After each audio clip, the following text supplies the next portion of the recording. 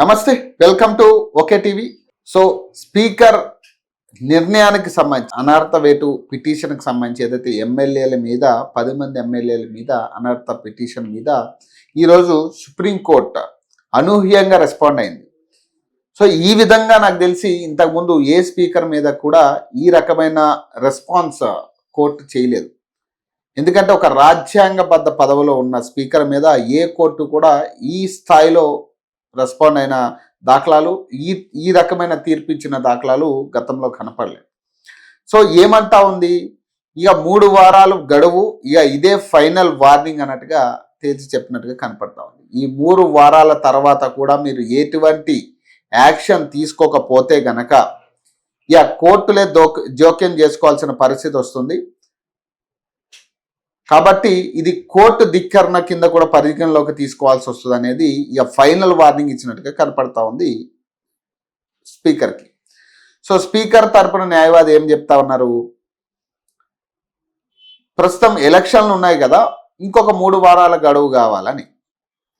ఇక గతంలో ఆల్రెడీ జూబ్లీహిల్స్ ఎన్నికల శాఖ మీద ఒకసారి వీళ్ళు కోర్టు నుంచి గడువు తెచ్చుకున్న పరిస్థితి. 3 నెలల గడువులో స్పీకర్ నిర్ణయం తీసుకోవాల్సిన పరిస్థితి. యాక్చువల్లీ దీని పరిస్థితిలో ఈ నేపథ్యంలో ఇక సాగదీయడానికి వీలు లేదు అని సుప్రీంకోర్టు స్పష్టంగా సంకేతం ఇచ్చినట్టుగా కనపడతా ఉంది. కోర్టు ధిక్కరణ హెచ్చరికకు సంబంధించి సాధారణంగా రాజ్యాంగ పదవిలో ఉన్న ఏ స్పీకర్ మీద కూడా ఈ రకంగా రెస్పాండ్ అవ్వడం చాలా అరుదుగా జరుగుతూ ఉంటుంది. ఈ నేపథ్యంలో ఒకవేళ 3 వారాల్లో గనక నిర్ణయం తీసుకోకపోతే దాన్ని కోర్టు ధిక్కరణ అంటే కంటెంప్ట్ ఆఫ్ కోర్ట్గా పరిగణిస్తామని చెప్పడం తీవ్రతను కనిపిస్తూ ఉంది. ఇందులో కోర్టు చాలా సీరియస్గా ఉన్నట్టుగా కనిపిస్తూ ఉంది. ఎందుకంటే దాదాపు 3 నెలల నుంచి వీళ్ళు కొత్తగా చేసింది ఏం లేదు. ఒక పక్క ఎమ్మెల్యేలందరూ కూడా కాంగ్రెస్ పార్టీకి ఒత్తాసు పలుకుతూ కాంగ్రెస్ అభ్యర్థులకి సపోర్ట్ చేస్తూ వాళ్ళు క్యాంపెయినింగ్ కమిటీలో ఉంటున్నారు. క్యాంపెయినింగ్ ఇన్ఛార్జ్ బాధ్యతలు కూడా ఇస్తా ఉన్నారు కాంగ్రెస్లో బీఆర్ఎస్ ఎమ్మెల్యేలకి. ఇప్పుడు ఎవరైతే 10 మంది ఎమ్మెల్యేలు పార్టీ మారారని జరుగుతూ ఉందో అంశం, ఇదే ఎమ్మెల్యేలకి కాంగ్రెస్ కమిటీలో ప్రచార కమిటీలో వాళ్ళు ఇన్ఛార్జీలుగా వేస్తూ ఉన్నారు. మరి ఎట్లా బీఆర్ఎస్ ఎమ్మెల్యేలుగా మీరే చెప్తా ఉన్నారు. ఇప్పుడు స్పీకరే మొన్న దాదాపు 7 మంది ఎమ్మెల్యేలకి క్లీన్ షీట్ ఇచ్చినట్టుగా మనకి వార్తలు వచ్చాయి. ఆయన క్లీన్ షీట్ ఇచ్చినట్టుగా ఆయన వివరణ ఇచ్చారు.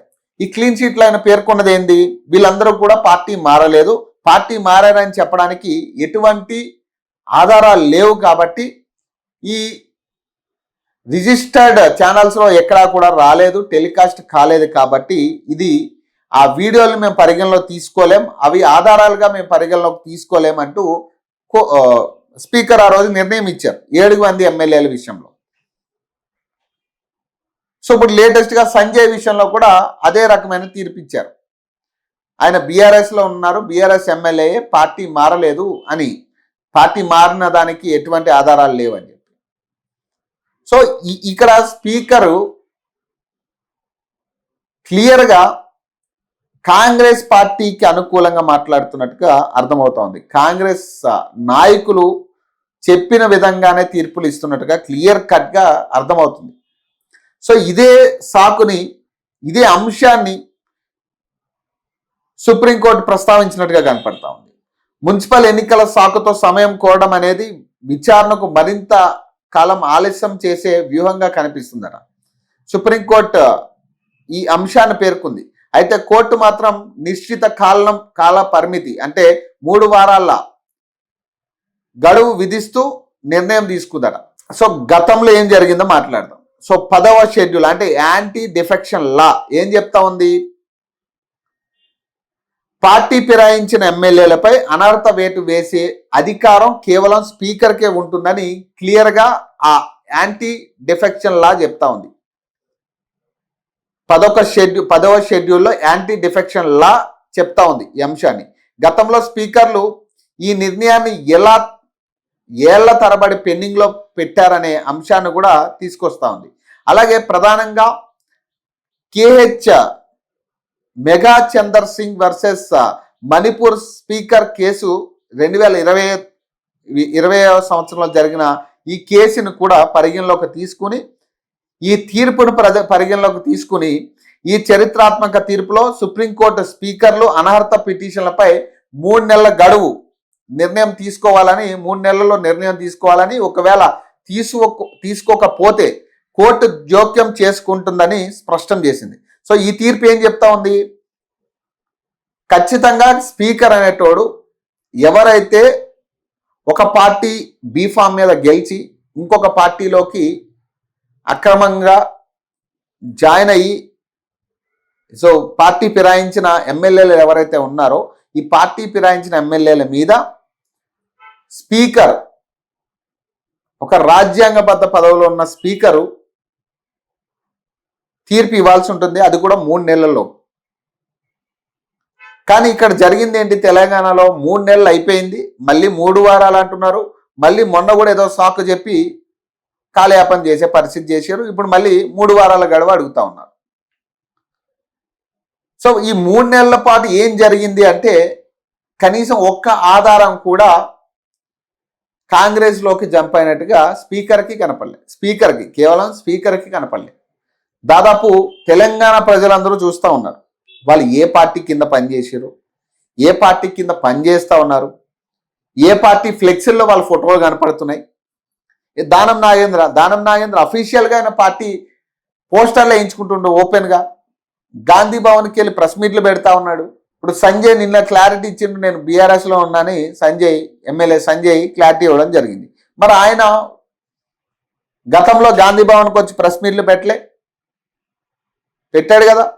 మరి ఇప్పుడు మొన్న కూడా కాంగ్రెస్ పార్టీ ఆఫీసులో కూర్చుని బ్యాక్గ్రౌండ్లో కాంగ్రెస్ మినిస్టర్ ఫోటో పెట్టుకుని అడ్లూరి లక్ష్మణ్ కుమార్ ఫోటో బ్యాక్గ్రౌండ్లో కనపడుతుండగానే ఆయన బీఆర్ఎస్లో ఉన్నానని చెప్తా ఉన్నాడు. ఆయన ఒక పక్క అడ్లూరి లక్ష్మణ్ కుమార్ ఫోటో, ఇంకో పక్క సంజయ్ ఫోటో ఉన్న ఫ్లెక్స్ బ్యాక్గ్రౌండ్లో ఉంది, కానీ నేను బీఆర్ఎస్లో ఉన్నా అంటున్నాడు. మరి ఇవన్నీ కూడా మరి స్పీకర్కి ఎందుకు కనపడట్లే? ఇంకా ఆధారాలు ఏం కావాలి స్పీకర్కి? సో వీటన్నిటిని కూడా కోర్టు చాలా సీరియస్గా తీసుకున్నట్టుగా వీటన్నిటిని సంబంధించి కూడా స్పీకర్ ఇంకా ఈ 3 వారాల్లో కూడా మీరు సరైన తీర్పు ఇవ్వకపోతే గనక